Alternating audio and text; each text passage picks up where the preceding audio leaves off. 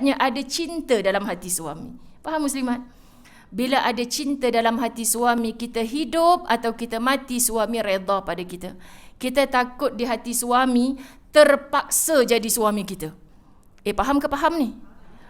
Terpaksa ustazah, ya Allah, dia punya laser mulut. Kita baru buka, belum keluar perkataan lagi, dia dah habang tu. Muslimat. Jadi kita nak sebutkan Tuhan, kita cek. Sebab tu tiap malam, bang, salah saya apa je hari ni.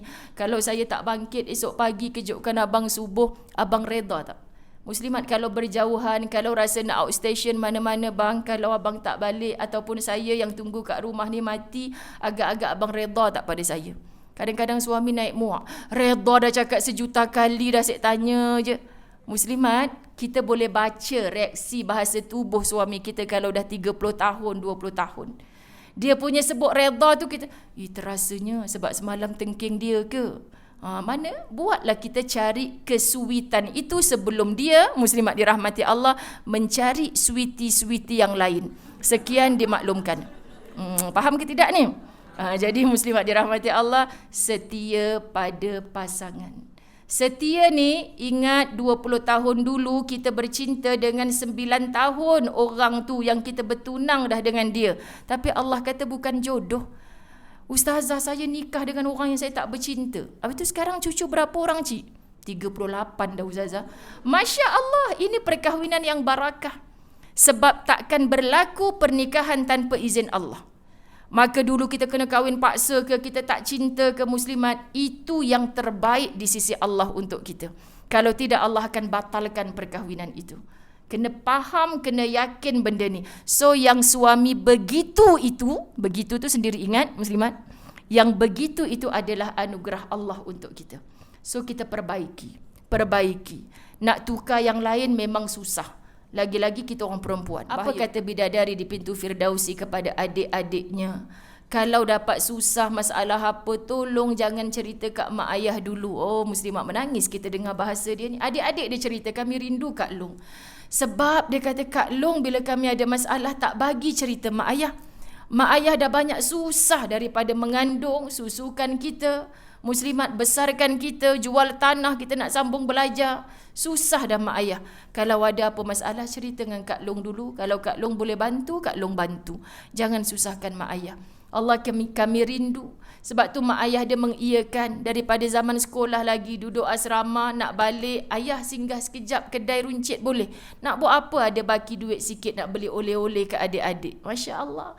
Pergi mana takkan lupa adik-beradik dia, walaupun ada di kalangannya pernah menyakitkan. Faham muslimat dirahmati Allah? Sebab dia bukan tanya apa yang adik-beradik bagi pada dia, tapi dia nak cerita ke Allah apa yang dia telah bagi kepada adik-beradik, kepada jiran tetangga. Bila kita tunggu orang beri pada kita, kita penat. Tapi berhenti daripada penat itu dengan kita memberi dan terus memberi. Faham ya muslimat? Baik, itu untuk dengan makhluk bernama manusia. Hubungan dengan makhluk lain, pokok-pokok yang kita jirus muslimat, berzikir hari-hari. Dalilnya apa? Allah Subhanahu wa taala contohkan kepada Muhammad sallallahu alaihi wasallam ketika matinya seorang anak Adam, dipacakkan pohon. Apa kata Nabi? Kerana apa buat macam ni ya Rasulullah? Pohon ini berzikir pada Allah. Mewakili semua tumbuhan bernama pokok-pokok atas muka bumi Allah, semua berzikir. Jadi kamu yang sedang menyiram pokok, kenapa pokok orang tu jadi bang? Pokok kita macam tak jadi. Dia pakai apa tu? Yalah orang kaya, mestilah baja mahal. Muslimat, pokok kata, aku yang berakal atau orang ni yang berakal. Maksud, dia tak berhenti berzikir. Tapi orang yang menyiram konon memberi kehidupan kepada dia itu lupa berzikir. Sebab itu penangan ghaddul basar, tahan pandangan sangat penting. Tengok pokok orang menjadi, pokok kita tak menjadi, jadi dosa. Tengok orang tukar kereta lagi, jadi dosa. Masuk rumah orang, you beli kat mana ni? Jadi dosa. Bang, dia bukan kerja gaji besar, tapi kapet dia tenggelam kaki. Setelah kita, tapi kalau kita tak nampak semua tu muslimat, tak ada benda nak cerita pasal orang. Sibuk cerita pasal diri kita. Sebab semua benda kita pulangkan. Inna lillahi wa inna ilaihi raji'un. Daripada Allah datang, kepada Allah kembali. Suami yang begitu, anak-anak yang begini, takdir Allah yang begitu, semua dari Allah.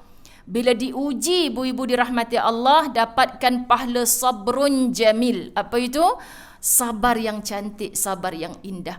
Sabar yang indah bukan hari ni diuji, minggu depan kita sabar. Kawan-kawan datang ziarah, hebatnya engkau boleh sabar dengan ujian. Sabar yang indah, sabrun jamil, saat dihentak dengan ujian, saat itu ya Allah, takkan berlaku benda ni walaupun aku tak suka tanpa izin engkau. Kembalikan Allah dulu.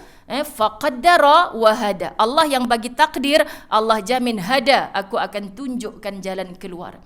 Tapi kalau dapat ujian cari makhluk dulu, tak bergantung kepada Allah, kamu nampak sulit. Cari Allah dulu.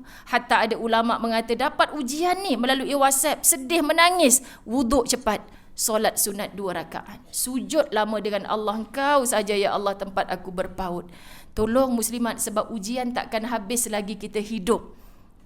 Macam mana teruk nak mengadu pada siapa pun, Ustazah sampai bila? Jawapan Ustazah, sampai mati ke? Letihlah saya kalau sampai mati. Sebab memang begitu. Kita hidup ni memang dihiasi, disulami dengan ujian. Cara Allah nak tingkatkan darjat.